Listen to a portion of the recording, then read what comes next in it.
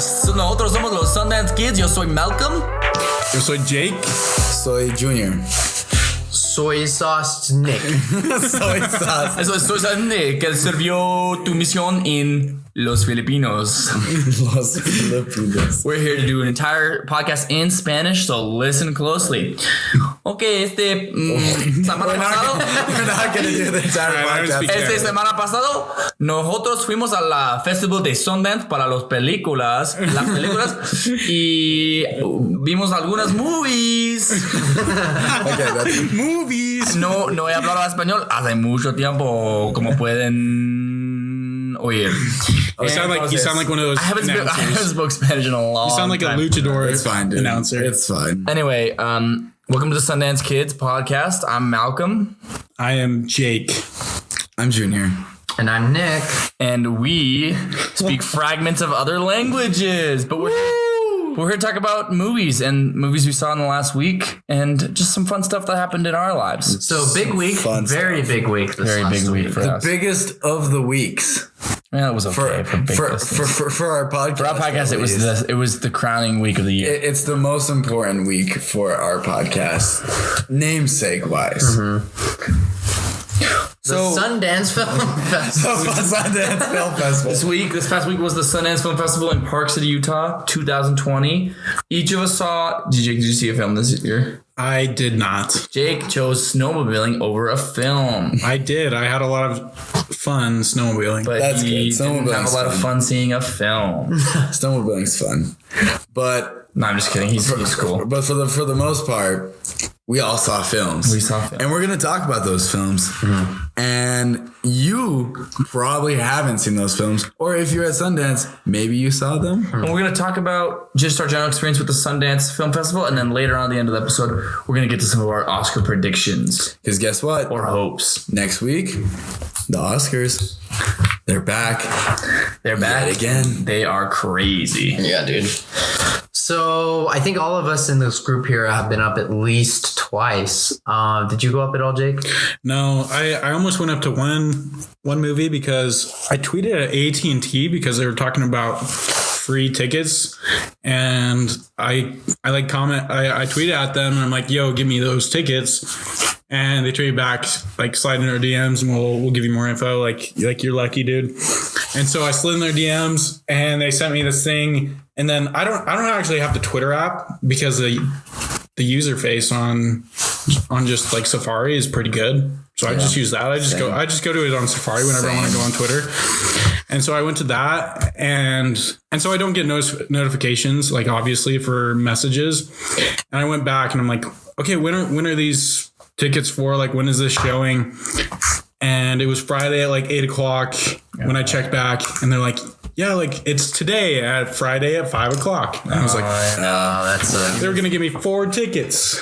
Yeah. It was still a good movie, too. Yeah. The thing is, Was it a good movie? It was a really highly anticipated movie, actually. I can't even remember what movie it was. It was the one about the hair. about the hair. Yeah. So Hairspray 2. Like, we can sort of just talk a little bit about the movies that were decently successful. A few of the movies that just got a little bit of spotlight. We can talk about what we did on Saturday too. Yeah. Up there just hanging out. Yeah. On Saturday we went up there and we kind of shot a bit of a short film we're working on about Sundance. Yeah. It's like a mockumentary, so that'll come out soon, and we'll definitely get you guys some information on that. But yeah, that was fun. We were in character messing with people at Sundance, and people did not get it. Yeah, it was pretty fun. I was pretty impressed. Malcolm stayed in character for like 10 hours. Yeah, it was exhausting.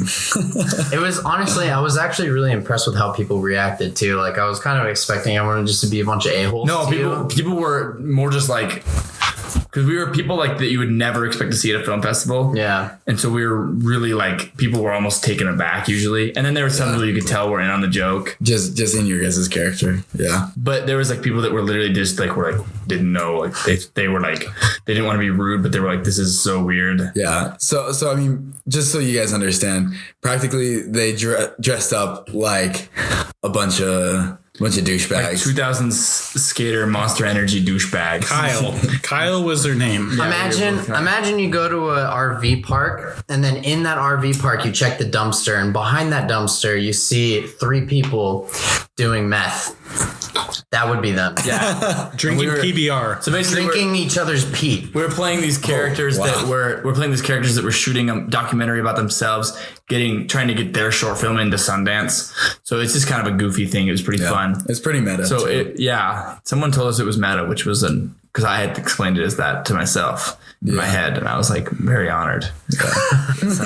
But it was cool. We saw, I think I saw Chadwick Boseman, which was cool. Not like necessarily a big fan of Chadwick Boseman, but like Saturday we sort of just like roamed the festival. We didn't see anything. We just sort of went around. I mean, Park City is always a cool place to go to, but especially during festival time, just having so many people there in a city that's so little, it's definitely a fun time to go around, go to shops, and it's cold. Definitely it is very cold. And parking is still a freaking nightmare. Yeah, parking's a nightmare at Sundance Film Festival. If you ever plan on going to the Sundance Film Festival in the future, you got to plan that sort of stuff out. I mean, we're talking about like knowing where you're going to stay, just planning how you're going to get around transportation wise, planning which showings you can get into for sure. And there's a lot e-wait list stuff. Today, even, there was a ton of stuff that was on the wait list that we could have totally gotten into. Really? Today. Yeah. Oh, we should have gone. where at? Today is Super Bowl Sunday, so that's Yeah. So it was a bit conflicting just with things going on today. So Sorry about your team, Junior. it's fine. Okay. He just triggered him. All right, let's move on, please. Anyways, I really enjoyed Also, I think just since we're talking about sports a little bit, let's just all take a moment of silence for Kobe Bryant. 24 seconds. Can we get an F in the chat? 24 seconds for Kobe Let's Bryant. do the 8-second one. We'll do an 8-second moment of silence for Kobe Bryant. Ready? Go.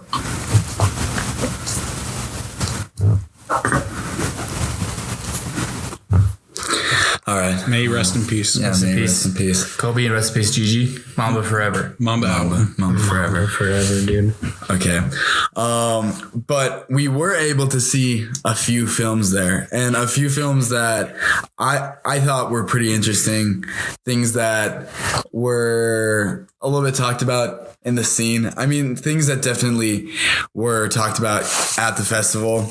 Clearly, Taylor Swift's documentary got a lot of publicity there, but I think, Especially because she showed up. yeah, but I think, Which is out already. yeah, it's out on Netflix already. It Wait, was really? more of just a publicity thing. Totally. That movie wasn't really meant to be like a Sundance. Is it a film. movie or a series? Miniseries? I'm pretty sure it's a movie because people watched it at Sundance. You can't really That's just sit true, down and watch yeah. the entire series. But so Malcolm just put on lipstick. We did do another character thing where we were. Yeah, the other night They were essentially tear for Tears for Fears. Tears for Fears. Cure. We dressed as Carrie, so I have makeup laying around. I got bored. I got major ADHD issues, so. it's fine. Don't. You look pretty But what were you gonna say about the Taylor Swift documentary? Yeah, so that got a lot of publicity, just people trying to see Taylor Swift up at the festival. And I mean, it's not really as much in the spirit of Sundance as that is just like famous people. You come and check it out. Let's go look at a famous Get our person. $8 eclairs. Yeah. But I mean, it was talked about. It was so fun. Yeah, other things that, like another movie that definitely everyone was talking about at the festival was Downhill, which is a remake of a Swedish film that is exactly the same premise, but this time remade with Will Ferrell and what's her name? Julia Louis-Dreyfus. Yeah. She's fantastic. And the directors, they're really well known. I forgot the name of the directors just right now, blanking on it. But definitely that one was talked about a lot. We weren't able to see that. A lot of the showings were just on the first weekend of Sundance. And while we went up there, we didn't have any of our tickets for that first weekend. So sort of we got chipped on getting into any of those first weekend showings. But we were able to get into a few premieres and a couple other showings that are pretty interesting. And so I guess we'll just like go around and talk a little bit about that. Yeah. One of the movies that I saw alone actually was Zola. And Zola was actually talked about quite a bit at the festival. because it's just a very unique film. What's the premise? So Zola is based off a Twitter thread where this young lady, she had this crazy experience that happened to her where she went to Florida and she was like a part-time stripper, and she went down to Florida, and what ensued was literally a movie. Like a movie happened in her life.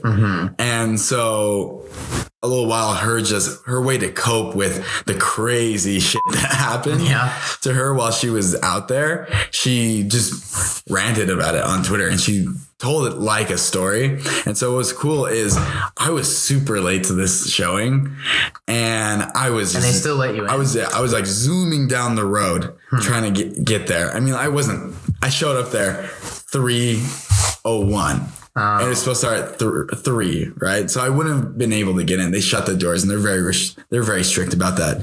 Just fair warning to anyone going to Sundance next year. But I thought I wasn't going to get in. And when I went and saw it at Sundance Resort, which is another ski resort that is a bit closer to where we live here in Provo, that it's like 45 minutes from where Park City is. So I get there and I'm like confused. I don't know where the theater is going to be. And I'm sort of like walking around. I mean, I've been to the resort before, but I've never gone into this theater room, and I'm trying to find it. And I just see this group of people that are definitely not dressed to ski. So I just follow them, and I'm walking in behind them. They're like really stylish people. And we get up to like where the check, they like do the metal detector check. We all go in, and they're like, oh, the doors are closed. Like, we can't let people in because it's like past 3. And then one of these people that's standing there, she's like, this is my film. And I'm like, what? And so I was there. I'm standing there, and it's like, that's the director and the You're late to their own show. And the whole group. I mean, like, they don't care. Like, I know, but it's just funny. Anyway. Yeah. And so they get in, and just on circumstance of me standing like right there behind them. Yeah, you just I just go in, and I mean, they check my ticket, I'm fine. I go in, I'm like sitting in the very back, just like in this like random chair. It wasn't even a normal seating, just like a chair. Yeah. Like an old wooden chair just sitting around. And man, it was a great experience. I mean, Zola is definitely, I think it's going to be one of these movies that's talked about during all of the festivals this year. It's something very unique. Was it funny? Yeah, it's hilarious. And there's parts where it's straight up hilarious, and there's parts where it's terrifying. Yeah. Just, it messes with your psyche a little bit. Like, this woman, she's put through some things that are straight up like fucked up. Yeah. Are there some hot scenes? There are. Oh, hell yeah. But 10 out of 10. The thing is, there is no female nudity in this film. Which is it's a brave stroke. You do see a decent amount of penises, and they're all gross penises. Yeah. Damn it. Okay, so okay. And yeah, but the cool thing, something just a takeaway I have from this movie, I mean, it's going to be on Netflix later this year. Actually, I don't even know if it's going to be on Netflix. Yeah. It'll probably have just theatrical release. It's through A24. But one thing that I noticed that's really cool is, and the director confirmed this in the Q&A after the showing, in the film, there are sounds that they sort of reflect the messages that the people are receiving. Mm-hmm. So like the phone is almost louder than the audio at times. So like people are talking and their voices are completely drowned out by ding, ding, ding, ding. Yeah. People getting messages like typing. And then sometimes things will appear on screen, like a message will appear on screen, or when it wants to tell you the time and location, it will show you in the style of like the iPhone opening screen where like the time is at the top of the screen in that font. And then like sometimes there's one particular point where the volume goes down where like because it's a story told by this woman, Zola, and there's a point in the movie where it's sort of she doesn't want to reveal some stuff that's happening, and so the volume literally goes down, and you watch the little volume bar like ding, ding, ding, ding, ding, That's so sick. Didn't that girl, like the actual actress, respond to you on Instagram or something? So the director, she responded on Instagram. Really? I commented something at her on Instagram, but like a really interesting takes they do, and it's a really modern film, and it's something just very much made for our generation, and it's a cool story. I would rate it like an 8. Mm-hmm. Like it's not this amazing movie, but it's a fun experience. It's definitely a fun movie, a unique movie, and I'd recommend everyone seeing it when it comes out to theaters. Yeah, A24 is always really good for just entertaining movies. I think I'm super hesitant with A24 movies critically, because all of their movies get good reviews critically, but I love half their movies I see, and I pretty much don't like half the movies I see from them. But critics love them because they're like critic bait movies to me. Mm-hmm. Yeah, like their subject matter is always going to be something critics can't even bash because it like that super high IQ circle jerk type feel. Exactly. So, yeah. but I mean, I trust Junior's opinion. I really want to see it. I almost took his ticket because he almost couldn't go, and it was the whole thing. But I think it sounds like a really interesting new movie. And I think that's one thing I think Sundance is so cool is we get to see some of the cutting edge, even stuff that doesn't necessarily get great theatrical runs. You get to see some of the cutting edge stuff. Yeah. That's so new. That's what's so great about it. So what did you see, Nick? So I, on Thursday night at 11:30 at night premiere, saw a documentary style called Happy Happy Joy Joy, which was a documentary style film on the creative team behind Ren and Stimpy. Great. One of the most iconic cartoons of our entire lives. Can I admit to something? Yeah. Never watched an episode. I never watched an episode. I don't even know what it is. Okay, so I watched at least the first season because I remember every episode they talked about. Yeah, like I definitely, I coexisted with Ren and Stimpy, but I think I was at an age where those sort of cartoons scared me a little bit. Like Courage the Cowardly Dog. Well, that's the thing, yeah. And that show, and like Pinky and the Brain. Mm-hmm. Like there was a little bit darker animation style. Like things were a little bit more grotesque. Like, oh yeah, I was okay. I just looked it up and I saw like the picture of it and I remember it now. Yeah, it's like a creepy Mickey Mouse. Well, here's the thing, and what was so interesting about it at the time is cartoons before that were marketed as toy commercials. Basically, like all of the cartoons were all about like the super perfect characters that didn't do anything at all with an arc. They really didn't do anything kind of interesting, and then they just became a toy. Then you kind of had the Looney Tunes, which introduced the real slapstick style of like animation, all that stuff. And what was so great about this documentary is it mainly focused on the creator behind the show of Ren and Stimpy, which is John Kay. I can't remember his whole last name. I don't even know if I could pronounce it. If I could, it was, I think, German or something. But yeah. Basically, this dude is probably borderline a psychopath. And it really shows because he got this whole animation team together where they all managed to make the first season together, and it was insane. It was only 10 episodes long, and it was those grotesque moments and that insane slapstick that made it separate from all of their cartoons behind that point. And then it was also the very first show to introduce a character creator card after the title. So every cartoon you see that does that now, where it does the theme song and then it says created by blank, that's because of Ren and Stimpy. Oh. And so the reason why it was so great is because it was just so unique at the time and it was so different. And Nickelodeon picked the show up.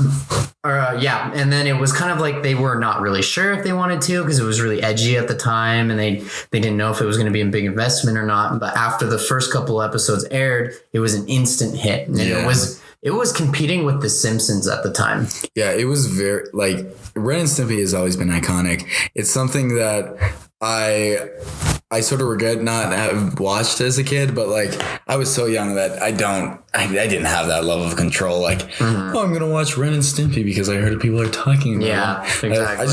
I watched Fairly Odd Parents because there was colors. It was on. There was colors. Yeah. And Jimmy Neutron because he has a big head. It was nuts. And then the reason why the show was so interesting is because it just talked about basically how the animation team went behind and all the hard work they put into it. And it was so remarkable. One of my favorite sections sections of the whole movie is when they talked about how they basically fought with the FCC and Nickelodeon about what they could or couldn't sneak into their cartoons. Yeah.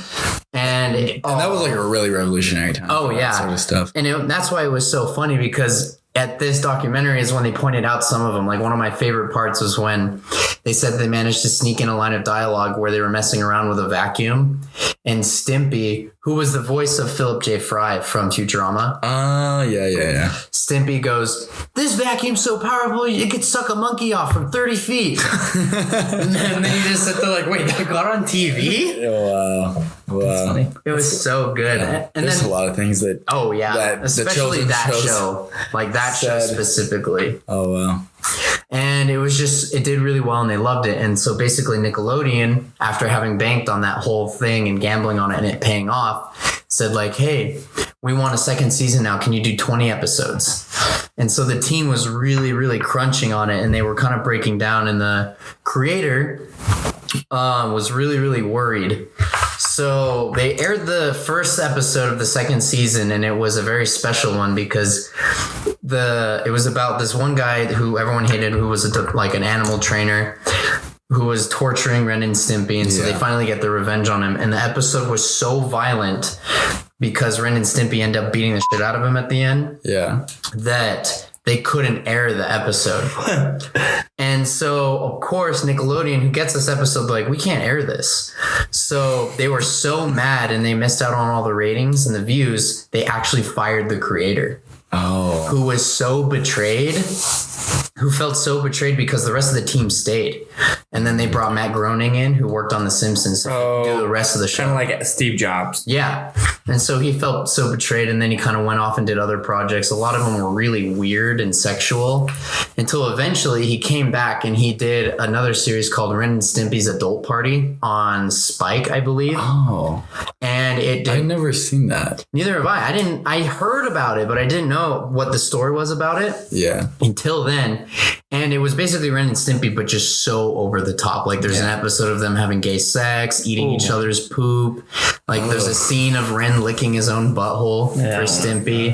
And, like, nobody liked it because it was basically all of the weirdness of Ren and Stimpy without the heart, I think, of the whole team putting it together. Yeah. So it was just, like, crass for being crass sake. Yeah. And then the whole reason why the documentary was super interesting is because at the end, they kind of talked about really how crazy the creator is, because he, throughout the show, had been writing this girl who was 14 at the time. Oh, man. And she was a huge fan of Ren and Stimpy. So she was writing him. He was writing her. He was like, "Hey, you should come out and do animation for me over the summer." So she went out to visit him in California one summer to intern. And then she ended up living at his place at 16. Oh, yeah. And from 16 till whenever older she was, she basically said he like ruined her life and dominated her for I didn't know that. Neither did I. And that's why it was so freaking interesting. And the crazier part is the documentary interviews him. He's in it. And they ask him about this stuff. Did he go to jail? No. It was like in his house. And like basically they ask him about it and everything. He's like, "Yeah, I mean, I feel terrible. I didn't know that she felt that way." Wow. And like it was crazy because essentially they find out there maybe were some other people, like other little girls involved. And the whole the whole thing kind of ended basically. They were just saying, in my opinion, what I think the message of the show is there's a good balance between art form in its purest sense and a creator's perspective, and then having other people kind of, streamlining it or tailoring it to make it presentable to a certain extent. Because what I never understood why people wouldn't let other people just do what they wanted with art until I saw this. You gotta have accessibility. Sometimes from one mind, you don't see why other people wouldn't get it. It's like with stand-up comedy. Like, I've done stand-up and I've like written jokes that in my mind I'm like, that's so funny. But like, if I don't kind of run them by people, then like, and then I've done it on stage and no one's laughed, and I've been like, oh, that was only funny in my head. Exactly. Yeah. And so that's what I think was kind of the message about it, is that it is important to kind of have a collaboration when you want to make something truly important. That and how just unique Ren and Stimpy was, because that first season is something really, really special. Yeah, that's way more interesting than I thought that was gonna. Same. Like that sounds a lot better. To be honest, me and Nick, we met up when the tickets dropped. The first day that the local tickets dropped, and a lot of the tickets had sold out by then. I mean, pass holders already had early access to the tickets, and we got pass holders to like Park City. Yeah, well, no, people who bought like if you buy Sundance it's like access a VIP, pass. Yeah, you get in before. Yeah, you have to get in like October. That pass. It's like $150, something like that. Oh, there's some that are like $600. We should try and get one next year. Yeah, we can definitely look into it.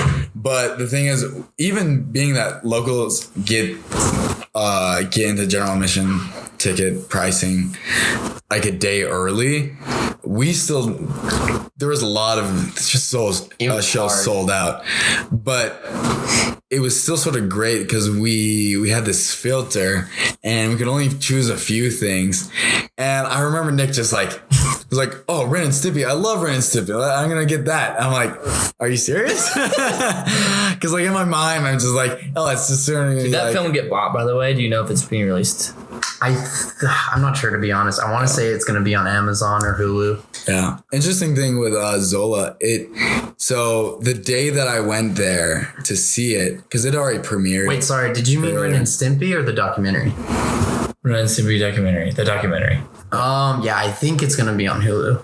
So anyway, what you're saying about Zola? Yeah, so Zola, it's being published by A24 here in the United States. But the day I was there, it had just gotten bought by Sony for international publishing. Oh, dope. Yeah. I think Sony and A24 have done stuff together though. Yeah. So it's not out of the norm, but it was pretty cool just because the director was definitely excited, you know. I just want to say this. Malcolm just put a lipstick all over his hand. He's been doing it for the past 10 minutes. I'm just watching it. Man, I got major ADD issues, and I got a little bored for a second, and I feel it was something dumb. He wrote it looks kind of like modern art because he wrote the word fuck. I don't know what it is about the word fuck, but it's kind of like art. It's kind of artsy. It's like a statement. It's like wait, we'll take it after this. After. So, and then I'll talk about Sergio. Yeah. So and then a film Junior and I went to the premiere of a little bit of a bigger film. I think we came together. We went together to the world premiere of Sergio, which is written by the writer of Dallas Buyers Club and starred Wagner Moura, who's kind of internationally known as Okada. He's a Brazilian actor who played Pablo Escobar in the first 2 seasons of Narcos, and what I believe is one of my favorite performances and characters of the last few years. He's so good. Yeah. As Pablo Escobar. And this movie is about the UN diplomat Sergio De Mello. Sergio De Mello, not Charlie D'Amelio. Sergio De Mello, who was a Brazilian diplomat who worked for the UN.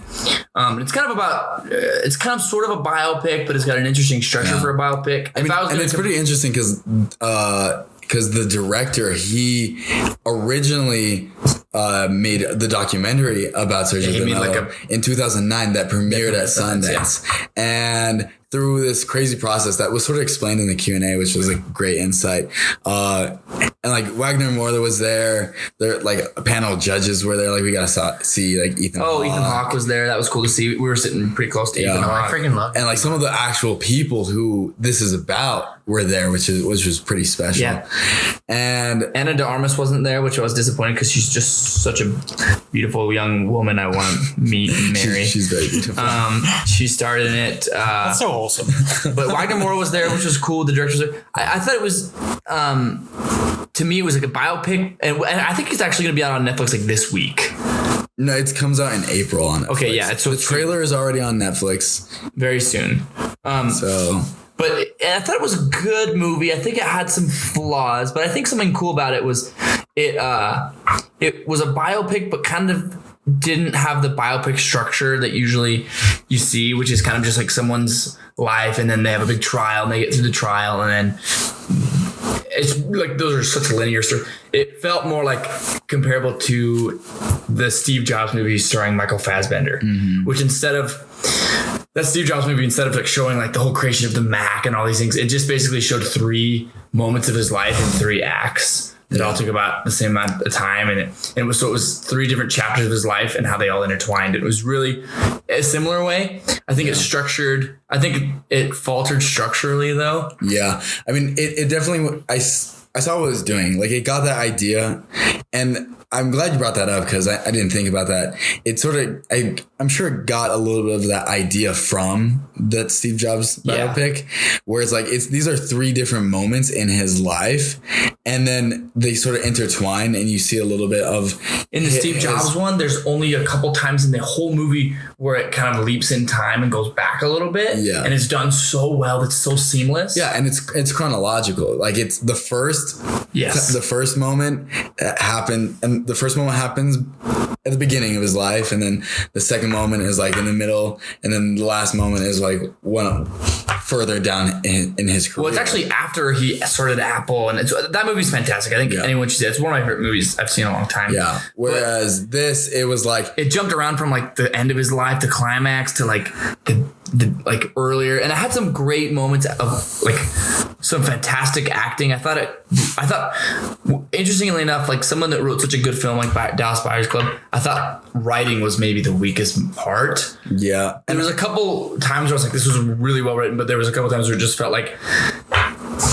very kind of shallow characters and a little cheap, but I mean, not terrible. I thought it was well acted. There wasn't any times where I was like, this is terrible. Which it's sort of hard with when you're talking about actual people, you know? Yeah. Because like there is, and I think the person they're allowed to have the most creative control with is Sergio, the main character. Yeah. Because everyone else is alive. Because spoiler alert, I mean, actual history stuff. Oh yeah. The Sergio de Mello, he died in a bombing that happened in Iraq back in 2003.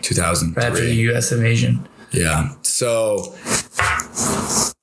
all the things that happen throughout his life in this movie, they take a creative look on it, you know? Yeah. And they're allowed to play with the good and the bad of him as a person. Yeah. Whereas with some of the other people, you could sort of tell like, let's just paint this person as sort of a cookie cutter good guy, because if not, we might offend the actual. Yeah. I think it kind of faltered politically because I think it didn't paint a totally honest picture of the UN.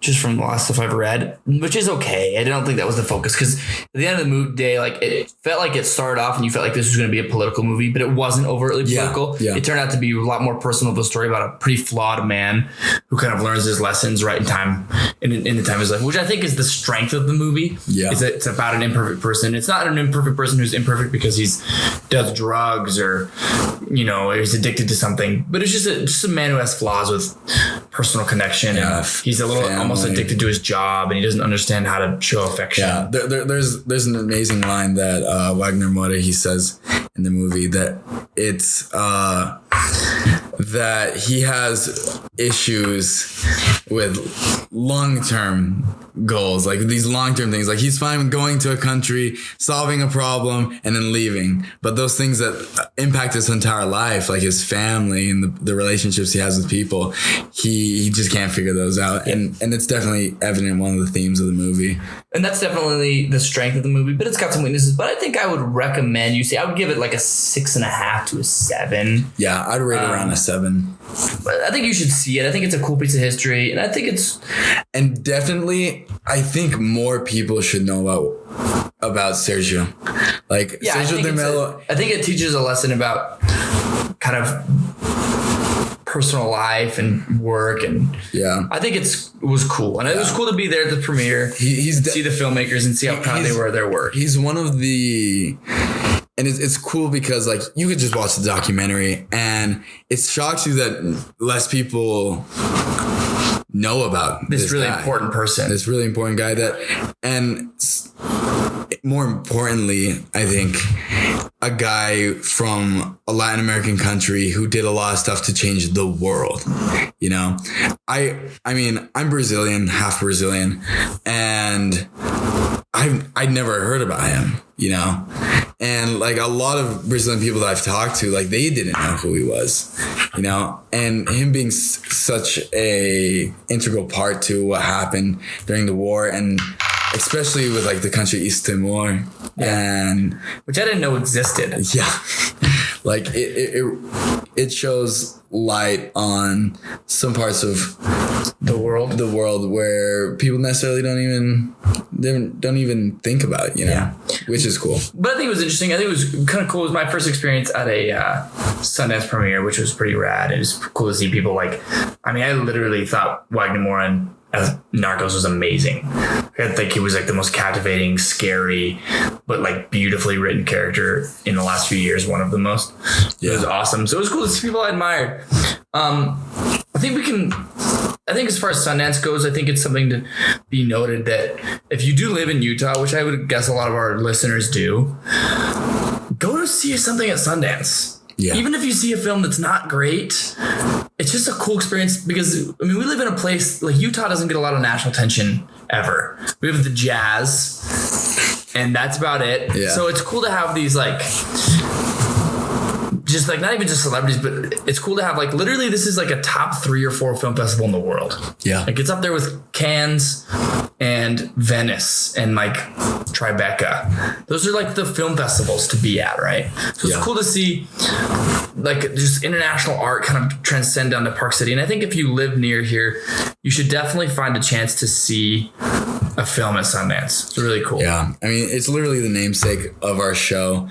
And it's something I've participated a couple of years in, and every single time I go to Sundance, I'm surprised. Every single time I go to Sundance, I have fun, I smile, I laugh. It's something that I recommend for anyone, really, if you can figure out how to do it right. There are people who can have a crappy experience at Sundance if you don't plan, you know, if you don't try to get showings, if you don't have tickets in advance, if you're just plan ahead, and I think you'll have a good time. Yeah, for sure. So the second half of this podcast, we're just going to talk a little bit about the Oscars are next Sunday, so we're going to talk a little bit about sort of our predictions, what we hope is going to happen. I got the list right here. Actually, we can talk about it. I'm going to wash my hands. Perfect. Pause, maybe. Can we do it halftime? Halftime. Okay.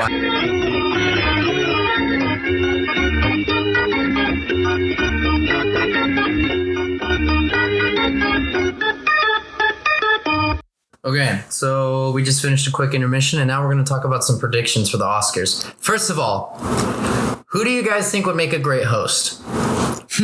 Kevin Hart. Conan O'Brien. Conan O'Brien, I agree with. He's just so funny.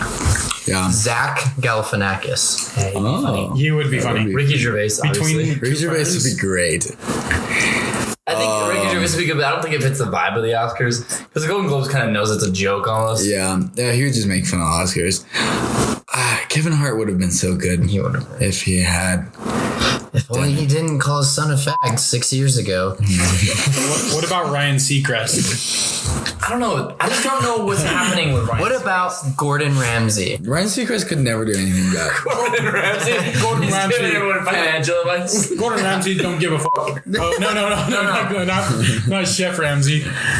Ramsay just gets I'm thinking Gordon Ramsay's the financial guy, right? No. Gordon Ramsay. No, I'm thinking of Dave Ramsay. Financial guy that's on. Why were you thinking of Dave radio at Ramsay? Listen, guys, if you want to make real money, you got to invest in stocks. Get invested now, $250 a month. Alex Jones will grow up.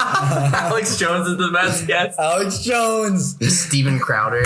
You got them. All right, listen. And the award for the best actor goes to. You know who generally would be great? Samuel L. Jackson. Oh, dude. He would be good. Motherfucker. I've been doing this shit for years. Where's my Oscar? In hell. You know who else? I feel like, oh shit. What's his name? Patrick Gandalf.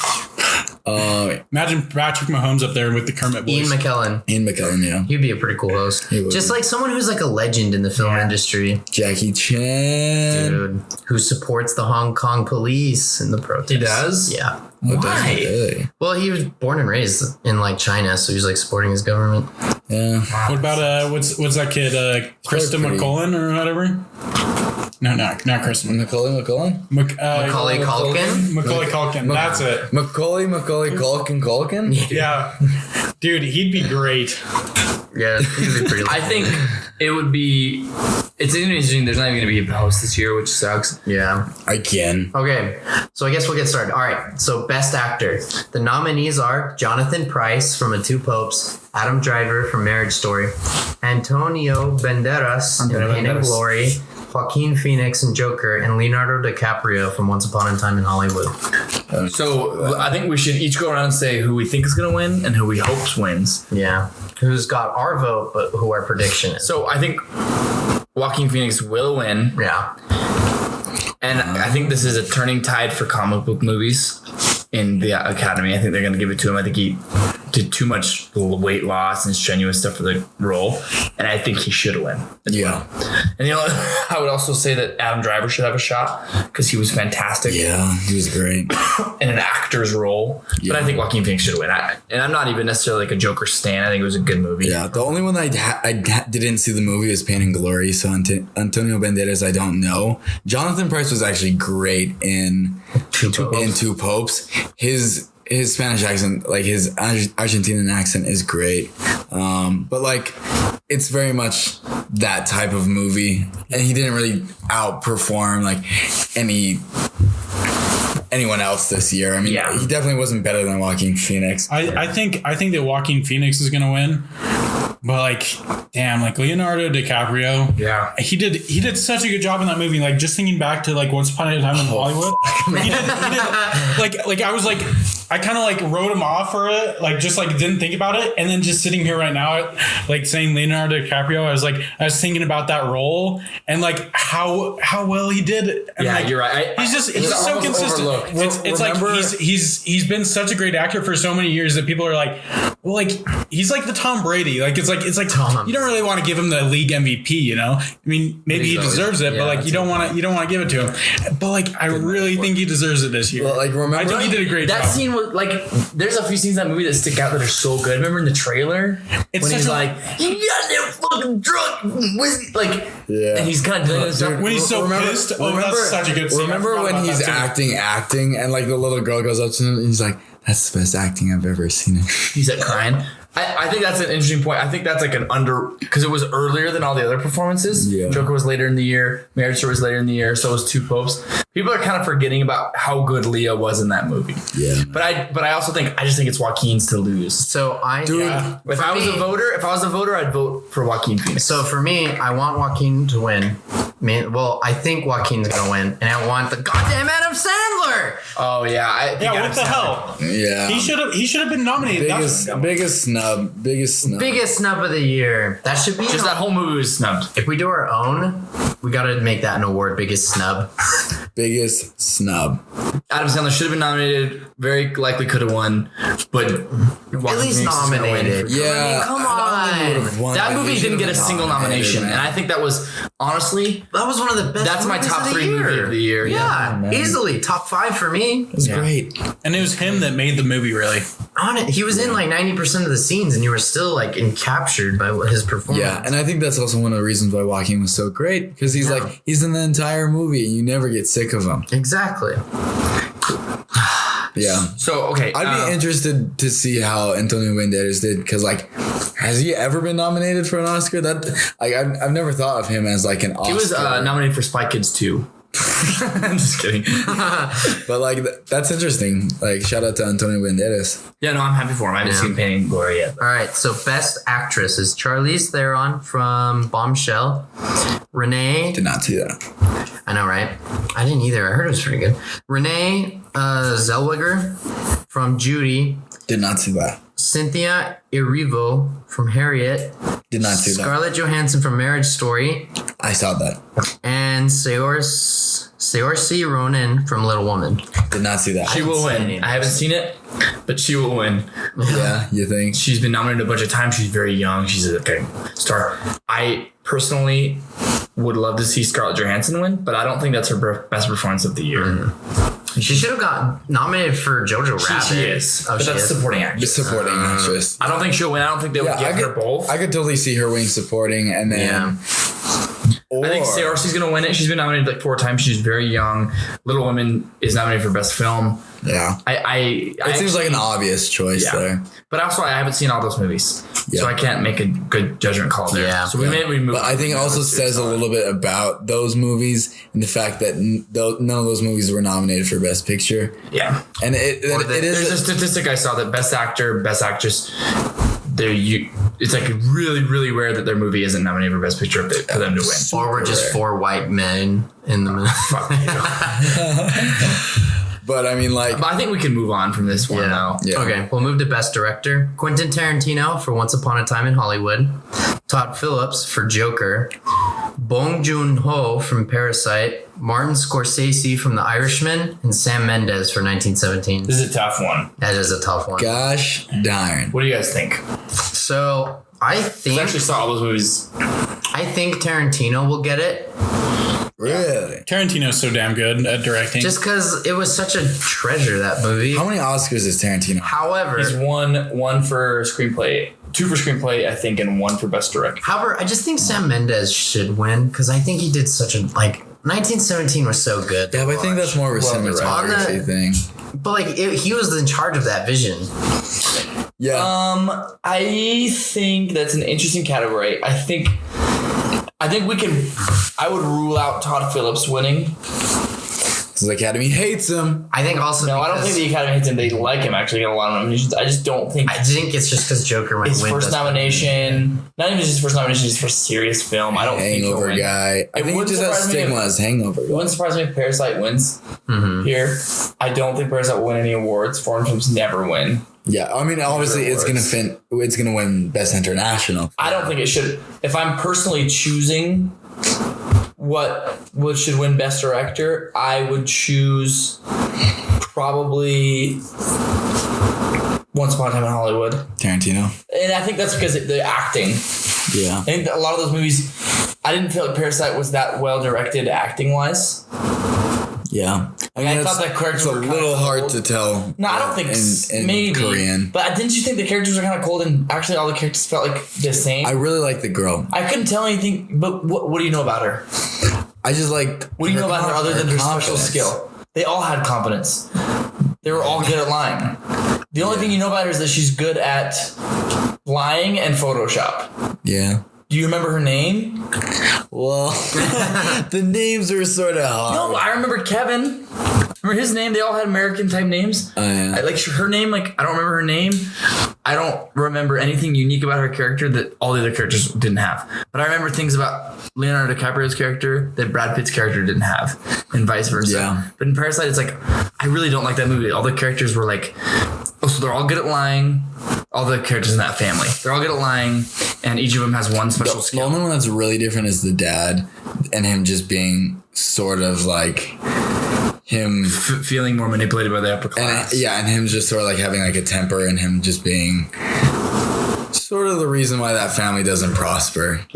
But who directed Uncut Gems though? Because The Safdie brothers. that was such If a I good, was gonna choose Another a film, snub. Yeah. if I was gonna choose a film, I would choose that movie. Yeah. For Best Picture, and it wasn't even No, for nominated. Best Director? Yeah, for Best Director. the way he organized the actors, the other It actors. wasn't even nominated. The way he put them together, like it was just like such chaos. Like all of them worked seamlessly to make like an experience. Also, Man, I watched a video about those guys. They're like in their 30s, young guys for film. They most of the actors in Uncut Gems were not professional actors, had never acted before. Julia Fox, who probably has the second most lines in the whole movie. Yeah. She had never acted before. She randomly auditioned, I guess, and got the part. What is she, like a model or something then? I don't know totally her backstory. she's hot as fuck. But though. She. I don't know her. Do you know her backstory? I mean, just on Instagram, she just seems like a model. Like Yeah. just- So anyway, she auditioned for the part. She got the part, and the Safdie brothers told her during pre-production, "Don't take any acting classes." And she's amazing in that movie. Like one of the best performances of the year, and I had no idea she didn't. She could have been nominated for Best Supporting Actress or Best Actress, Bold but move. she didn't. That entire movie got snubbed. That movie, there's also a character in that movie. I was reading about the Savage Brothers Twitter account tweeted about this. There's a character towards the end of that movie he's just a guy in a casino, and he kind of teaches Julia Fox what she's betting on. He's just like a nice guy. He's a great character. That guy, they were nervous at the casino they were shooting the scenes at for that movie. They met that guy at a card table and just started chatting up, nice guy. And then they were like, dude, do you want to be in a movie tomorrow? And he was like, what? Like, yeah, we're directing. And they're telling him, like, we're directing this movie. Do you want to be in it? And they're like, I guess. And he's like, I guess. So they wrote a part for him. Wow. And he has like a decent amount of lines. Never acted before. He's just some guy. And he's great. So to me, when you're that good at directing that you can direct someone who's never acted before and make them look like professional actors, that's freaking... They should have won. They should, like, in my opinion. For sure. That movie, biggest snub I've heard of in my life. It's a huge snub. That's a top 3 movie of the year for me. Yeah. And I mean, we're just to finish off on directors wise, like, I think Tarantino would be my pick. I think that probably Mendes or just. I just don't think it's gonna be Tarantino. Like, I want Tarantino to win, but I just don't think it's gonna be him, just because the way he is, so too. And the Academy not everyone in the Academy loving him, and just the way the voting works. Like, there's some people are probably gonna put him as best, but then, I mean, yeah. All right, what's next? So next, I'm gonna do best original music score, and it's Star Wars: The Rise of Skywalker by John Williams, 1917 by Thomas Newman, Joker from Hildur. Oh my gosh. Guanatóttir. Yeah, she's like Swedish or something. Yeah. Oh, cool. Little Woman from Alexandre Desplat, and Marriage Story and Randy Newman. Oh, that's tough for me, man. Yeah. Ooh. I kind of wanted to do this. So the only one I didn't see was Little Women. Mm-hmm. But for me, and what do you guys think? Joker or Marriage Story? I think Joker. Are my two. I think Joker will win. I freaking love the Joker soundtrack. Joker's score was amazing. The thing that I liked about it the most. Is gonna win, though. You think so? I don't think it'll win. It might be a legacy thing just for John Williams because this is his last like big movie that he's I think they're just gonna give it to John Williams because everyone just loves John Williams. Here's the thing that I loved about the Joker soundtrack is I felt like it was so like memorable but also versatile. Like, if you listen to it throughout the movie, they had it in the solemn parts, they had it in the action parts, they just added a beat to it, and then they had it in the high climax where it was everything coming together. This is cliche to say, but like the Taxi Driver soundtrack.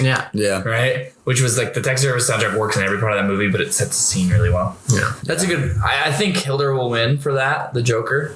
But I like the Marriage Story soundtrack a lot. Yeah. Like, I thought personally, my favorite soundtrack out of all those is Marriage Story. I listen to the Marriage Story soundtrack. I don't really listen to the Joker one because it's a little dark. It puts you on edge.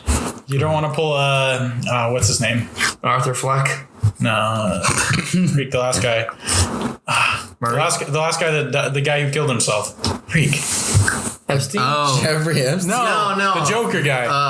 The Joker. Heath Ledger. Yeah, Heath Ledger. You don't want to pull a Heath Ledger. That ruined my... He didn't kill himself. He just overdosed. That sounds like killing yourself with extra steps. Extra steps. Nice. Okay, what's next? Let's do you want to do adapted screenplay? Yeah. Let's just go to Best Picture. All right. Best Picture. I think we're going to want to talk about. All right. Best Picture, 1917. Ford vs. Ferrari. Joker. Once Upon a Time in Hollywood. Parasite. The Irishman. Little Woman. Jojo Rabbit, or Marriage Story. I really need to watch Ford vs. Ferrari, but I would give this to 1917. Best Picture? Really? Is what you think is going to be Best Picture, or what you think is the Best Picture? Is this the best? Like, is Best Picture the best movie this is of the year? Oh no! Okay, never mind. I was thinking like in my mind I was thinking best like cinematography. No, never mind. Which I agree. I would give to 1917. Yeah, I think we can all agree on that. Yeah. Oh, I don't know. I think Once Upon a Time in Hollywood is going to win because the Academy loves movies about themselves. Yeah. But also, it was a great movie. It was one of the best. As much as they do love movies about themselves, I don't think everyone in the Academy loves Tarantino. He's such a... And particularly with this nomination, they've the way the voting works with the Academy and the Oscars is different for Best Picture as it is different from the other like nominations. People vote differently for Best Picture than they do for the rest of the nominations. So the fact that there are people in the Academy who love Tarantino, people who are okay with Tarantino, and the people who hate Tarantino, is just gonna sort of disqualify him. I feel like. I guess I can see that. I think it'll win. I think this is a turning point. He's been nominated so many times and never won Best Picture. I think this is one of his strongest films, if not his strongest. And I think he'll win for the Hollywood thing. But you make a good point. If it's not him, who do you think is gonna win? My guess is Joker, but I really want Jojo Rabbit to win. Yeah. I don't think Joker's gonna win. I could see Jojo Rabbit. I don't see walking. I don't see it winning, but that was like my favorite movie this year. It was so good. Who do you think? So I think Once Upon a Time in Hollywood is going to win. If it's not Once Upon a Time in Hollywood, it probably is The Irishman. Yeah. So here's the thing. Like, and you just really got to take into account the movie that's gonna win is the movie that appeased the most people in the Academy. Irishman is. I feel like because the way the voting works with just the numbering system is if everyone put Irishman as their number 2, they would win. It's gonna win. Yeah. If half the people chose Joker as their number 1, that doesn't mean that's why Green Book won last year, not because everyone liked it the most, but because it was consistently and it's been a trend. It's been a trend. The movies that have won Best Picture in the last 4 or 5 years are the most mediocre of the nominees. They need to change the voting process. It needs to just be like you vote for it and whichever one gets the most votes. Yeah. And so I could genuinely see it being 1917 or The Irishman, just because those. Yeah, but I don't think The Irishman's a mediocre movie per se, though. No, I don't think so. But he's just saying because it's consistent. Also, categories. No one hates it. This is a crazy year. None of these movies, at least from the ones I've seen, none of these movies are like clear, like political, like. I'm Paris. 12 Years a Slave was great, but 12 Years a Slave is like asking for an Oscar. Yeah. Right. But like Moonlight. There was not a single one of these movies I didn't enjoy. Parasite would probably be the least on my list. That's my number 0. But like even then, like Parasite isn't like standing in the middle of all these movies the way I think like Moonlight was standing in the middle of all these movies, or Green Book was standing. The Green Room. It's about plants. The Green Book was standing in the middle of all these movies. Like Parasite, I could see people voting as their worst. I could also see people voting as their best. The thing is with like Moonlight and Green Room and just a lot of the movies that have won recently is, I said Green Room again, Green Book, is there's just the movies that sit like in the middle. And I think the only one here that I can see just being like the mediocre of this group would be Ford versus Ferrari. Yeah, but I doubt people are putting it in their second or third spot. Yeah. It's got to be something that people are just putting in their second, third spot. I feel like it's going to be Irishman, 1917. Yeah. What do you guys hope wins? Jojo Rabbit, hands down. Really? What's your favorite movie out of these? For me and Jake, it's both Once Upon a Time in Hollywood. Oh, hell yeah, bro. Jake and I saw that was a big ass high five if you didn't hear it. Jake and I saw that movie together, and it was my favorite time I've ever been. And then we saw it together again, but that time with Junior. I saw it 3 times. It was my second time. So I took Jake to see it, and Jake had never seen a Tarantino movie. Jake's been into movies like for the last 7 months. He really got into movies. But like we were watching this movie, and for those of you spoilers who haven't seen the ending, if you have seen the ending, skip ahead like a minute if you haven't seen it. But the ending comes, and it's so crazy and violent and awesome that Jake and I are laughing our asses off. And he turns to me, he goes, "This is my favorite movie ever." He goes, "I didn't know movies could be like that." And we were laughing, leaving the theater for like 10 minutes, dying laughing. Oh, I'm pretty sure that's the hardest I've laughed in probably 4 years. That was the most fun I've had at a movie theater ever. Because I've never... I mean, he blew my mind. He blew my fucking mind in that. Like, And the only two other movies I had say I had fun at the theater at, that much fun at the theater at, were Uncut Gems and Jojo Rabbit this year. I didn't have fun at Star Wars. with I Uncut did have Gems. fun at Star Wars, but I still was like Uncut Gems was not fun. It was stressful. No, but it was fun because It was- we experienced it It was together. like going through a haunted house. Yeah, it was. Like, Except for a really good haunted house Yeah. where like maybe they might kill Filled you. with You feel juice. like they might actually kill you. Okay, that's fucking scary, dude. man, like, you guys gave an amazing, like, standing ovation here for Once Upon a Time. Dude, in I just Hollywood. gave him a blowjob and a jerk. And I loved Once Upon a Time in Hollywood. Really, it's amazing. There's so many parts of that movie that, in the same way, made me smile, just made me laugh. I love that movie, and all these movies made me pretty dang happy. Like Jojo Rabbit, I love so much. Irishman, there's parts where I'm just like, oh fuck yeah, Yeah. There's parts in 1917 where it just blew my mind. But and Marriage Story, so good. Yeah. But Joker messes with me on a psychological level, man. Dude, I I still think about Joker just like laying in bed, like looking at the ceiling. holy shit, dude. Like, I was driving home after Joker and I was like, I'm speeding. What if I got pulled over by a cop? And I'm like, dude, I'd have to kill this cop. and then I thought in depth about hiding his body. And then You're the reason why liberals don't like that. And then I was like, holy shit, I hate that. Like, that movie just fucked with my brain. Holy shit.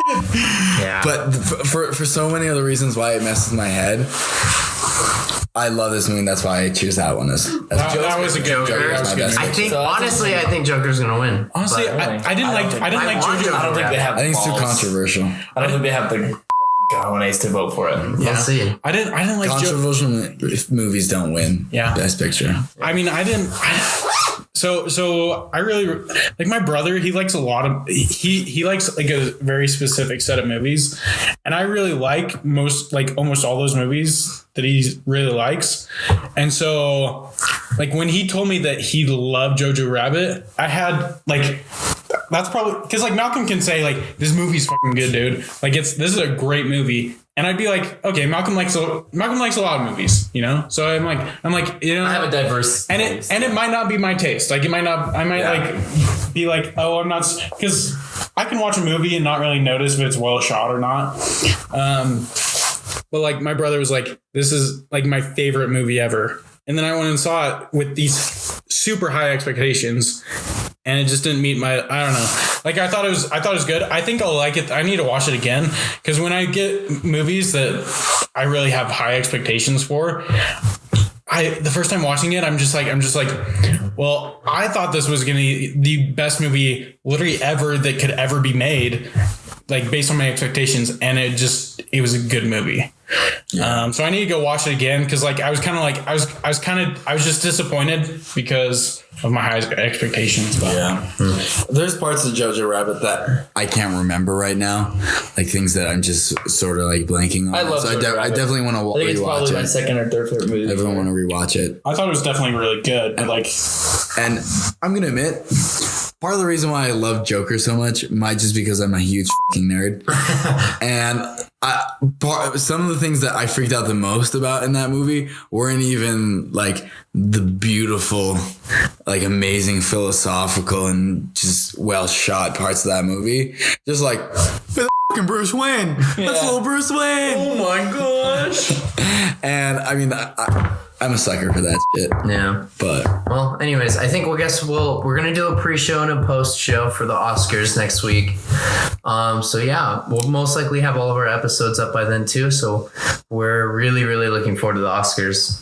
So yeah. So definitely check it out. We're gonna give out our own awards next week before the Oscars. Yeah, I mean, it's gonna be hype. We'll call it the Kids' Choice Awards. Everyone Just keep stealing everything. It's gonna be awesome. everyone Sundance Kids Choice Awards. Yeah. It works. Sundance Kids Choice Award. Everyone follow us at the underscore. Whoa. I got us. So you don't. There you go. It's at _Sundance Kids. Check us out on Spotify. Just put in a search bar, The Sundance Kids. Same thing with Apple Music and SoundCloud. Awesome. I'm Junior Nelson. I'm Malcolm Hatfield. And I am Jake Winkle. And I am Nick Mother Yarrow. His real name is Mother. Jake messed it all up by saying and Jake Winkle. And he said and Jake Winkle. Shit. And he said and Nick Yarrow. Come on, guys. Mess.